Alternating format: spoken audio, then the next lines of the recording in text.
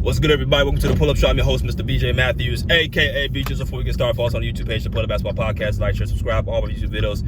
Hit that like button, y'all. Come in here, let's get popping. All right, so we back at it with another video to tell you for y'all, man. Car columns with B Jizzles in effect.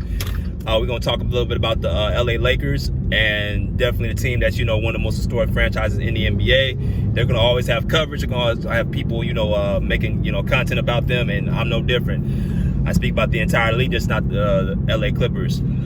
So I want to get at y'all a little bit about the Lakers right now, where they at. They're the fourth seed in the Western Conference behind the Houston Rockets, the Golden State Warriors, and the Oklahoma City Thunder. Now, y'all can see by the title where I'm going with this, because a lot of people have their opinions on the Lakers and where they're at, and stuff like that. And that's all cool. That's all fine. We're all here to welcome up different opinions, right?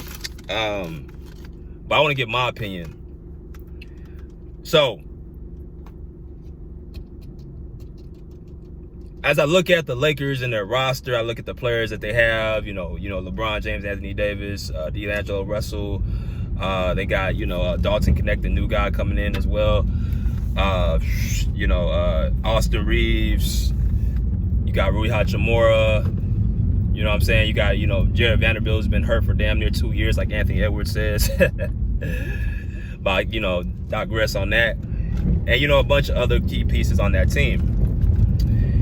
And when you watch them over the last couple seasons, 2-3 seasons, you kind of look at, okay, they look good here, they look bad here. They looked in the middle between there, they looked good here, they looked okay there, they looked horrible. Like, it's kind of like a little bit all over the place with the Lakers the last 3 years.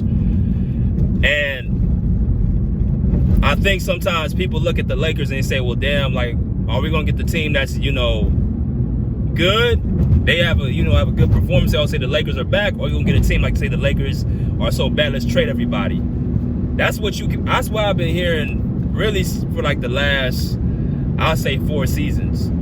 Right after that championship in the bubble, if the Lakers, if they're doing good, oh, we're good, we're gonna do this year, we're back, and all that stuff. That if they're doing well, if they're doing bad, though, they saying like trade the whole entire roster, trade everybody in the staff, trade the coach, trade the equipment manager, trade the trainer, trade everybody, because we ain't putting up with this. We're the Lakers. You know what I'm saying? We only get championships, right? First round exits, second round exits, third round exits. We ain't putting up with that. Oh, y'all did good. Nah. We want championships. We come from the Kobe Bryant, Shaquille O'Neal, Magic Johnson, Kareem Abdul-Jabbar, Jerry West, Will Chamberlain days, George Mikan. You know what I'm saying? Like, that's where we come from. We got LeBron James, even though he's old as dirt. We got him. We got Anthony Davis, two-way elite player. You know what I'm saying? That's what we got. We don't put up with mediocrity over here. So let's just get rid of everybody in the locker room. D'Lo, you got to go. Austin Reeves, you got to go. Jared Vanderbilt, you can go. Rui Hachimura, you can, like, you know what I'm saying? I'm not trying to call him out like that, but I'm making a point. That's how it's been dealing with Laker fans. So I want to give my perspective on what the Lakers are, in my personal opinion, from the outside looking in. I'm no bias, just all straight basketball talk. They're a playoff team. They're not a season team. Let me explain. There's teams in the NBA, and I've said this before about the Western Conference. You got a bunch of aging stars in the Western Conference. You got Steph Curry, you got Kevin Durant, you got LeBron James, of course. Those are the 3 stars in the Western Conference. When you look through the rest of the West, you got Anthony Edwards, you got SGA, you got, Alfred Sengun, you got Anthony Edwards, De'Aaron Fox. You got all these other guys who are good, but they're not taking the mantle. Ja Morant, you're not taking the mantle. They're not snatching it. They're not snatching. The only way you snatch a mantle from somebody like that, like Steph Curry's and KD's and LeBron's, you have to win a championship. You have to show yourself to be able to handle that torch. And no one has seemed to really snatch that in the Western Conference. Now, the Eastern Conference is different. You got a bunch of, good young stars mixed in with, prime stars in the Eastern Conference. You got Jason Tatum and Jaylen Brown. You got Giannis Antetokounmpo. You got Paolo Banchero. You know what I'm saying? You got Jalen Brunson. You got You got some good talent in the Eastern Conference. Donovan Mitchell. You You know, they're the number 1 seed in the Eastern Conference right now. You don't really have that problem in the East with, you know, a bunch of Asian stars. I mean, the only Asian stars you can really think about is Jimmy Butler in his mid-30s. Who else am I looking at? Joel Embiid, even though he's quote-unquote, you know, injury-prone, he's still a star. You know what I'm saying? He's still, you know, at age 30 years old. He's in his prime. So I'm saying you don't have that problem in the East. In the West, you got that problem. Who's going to take advantage of the mantle? Why I say that is because when you're dealing with Asian stars, you're dealing with guys who are not going to always be consistently giving out a level of energy game by game. It takes a lot. You know, Russell Westbrook is one player that is an anomaly. But they're not going to really have that type of mentality to have that going on throughout the entirety of the season. So these teams tend to take time off. They tend to, you know, take their foot off the gas, and they look down the stretch, they look, you know, pretty much bad. And then they come into the playoffs and they look like, okay, what happened? They turn the clock back. And if they turn the clock back, is they're managing their whole season up until the most important part of the season, which is the playoffs. We seen this last year with the Lakers, or a couple years ago with the Lakers. They were the 7th seed facing the number 2 Memphis Grizzlies. And I tell you all the time, playoffs is about what? Matchups. What is it not about? Seeding. You can't look at the seeding and say, this team is going to dominate this team. You got to look at the matchup. Okay, Memphis, they don't have no size inside, so what does that do? Leave Anthony Davis to dominate. Jaren Jackson, Dylan Brooks. They didn't have Brandon Clark. He was injured, but he would have got dominated too. They had no one for Anthony Davis. He averaged, I think, 4 or 5 blocks a game that series. Forget the points. He averaged 4 or 5 blocks that series. Entire 6 games. That's what he averaged. That's what you call dominant on both ends of the court. I think he averaged somewhere between 20 and 25 points a game. LeBron James, as well, had a good series. So you got your 2 best players kind of having, no one can really match them. Even at 38 at the time, LeBron James dominated his matchup. Completely embarrassed Memphis in 6 games. They couldn't hit an outside shot. They couldn't score. They didn't have the personnel to match the Lakers. They got embarrassed. The 2nd seed in the Western Conference. They demolished them. The next round against the Golden State Warriors, you get basically the same thing. You don't have a big. So what does that leave LeBron and Anthony Davis open? To dominate once again. Now, there was a little bit of controversy with the free throw discrepancy, and I get that. I get all that.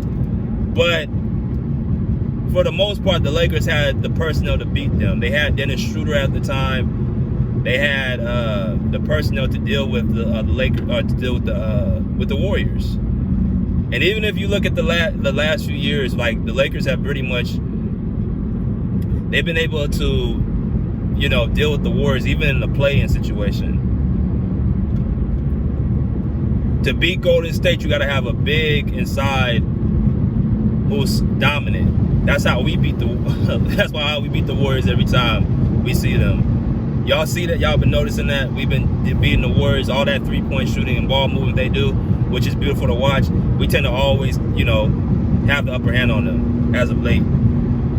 That's the formula. It takes a special team to beat Golden State. But then they can go against a team like OKC, who's the number 1 seed all year. And then they just, no matter what team they got on the team, Golden State tends to beat OKC because they have the personnel to beat them. And that's what it all comes down to, is personnel. I go back to the Lakers.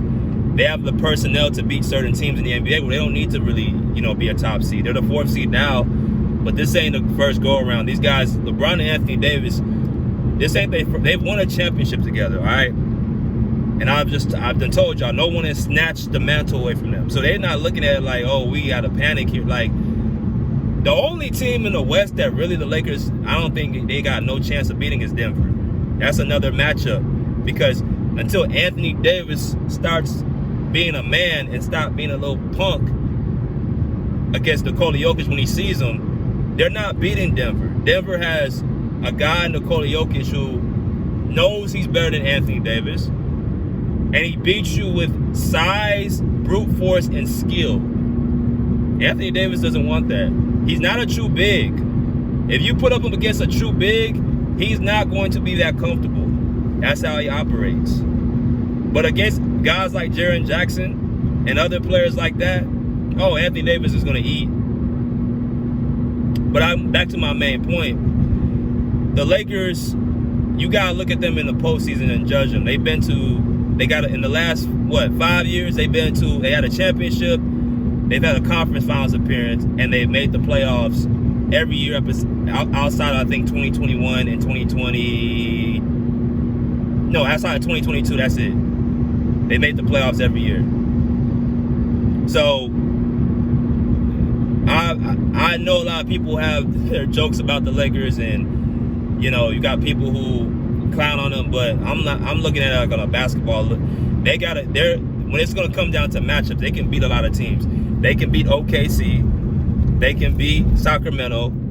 They can beat Golden State. They can beat those teams. Now, teams that they're going to struggle with, they can beat Memphis. The teams that they're going to either struggle with or lose to, they're not beating Denver. I think Houston can beat the Lakers because they're younger and they have the defense to do it, and they have the scoring and the coaching. I think Houston can beat them. I think the Lakers can beat Dallas. Minnesota, that's kind of remains to see. I think Minnesota, that's a toss-up against Minnesota. Last year, I thought they would destroy Minnesota. Minnesota was destroyed, but now, because Cat's no longer there, they don't have the scoring to stretch, the floor.